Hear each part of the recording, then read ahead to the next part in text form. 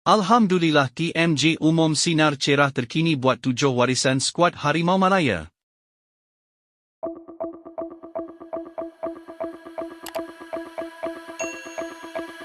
Tunku Ismail mendedah peluang FAM dan 7 pemain warisan Harimau Malaya untuk menang di CHAS nampak cerah kerana dipercayai negara asal pemain terbabit dijangka tidak membuat sebarang tuntutan.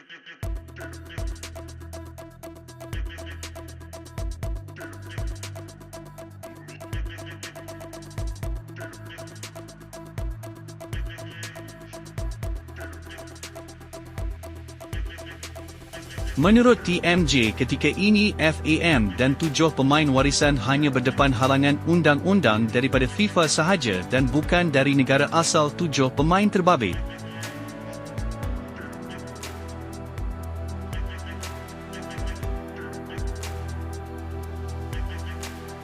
Saya jangka keputusan akan berpihak kepada kita di CHAS pada 26 Februari ini, sebab kita hanya berdepan tuntutan peraturan FIFA sahaja dan negara asal pemain terbabit tidak membuat sebarang tuntutan, ujar TMJ.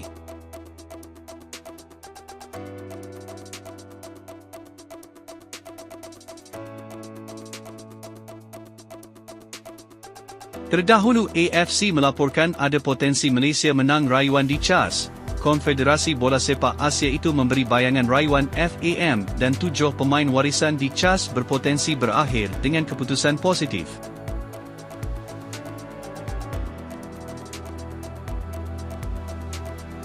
Walau bagaimanapun, tanggal 26 Februari ini bakal menjadi detik penting buat FAM dan 7 pemain warisan itu apabila CHAS menetapkan tarikh itu bagi pendengaran penuh kes membabitkan kes pemalsuan dokumen 7 pemain berkenaan.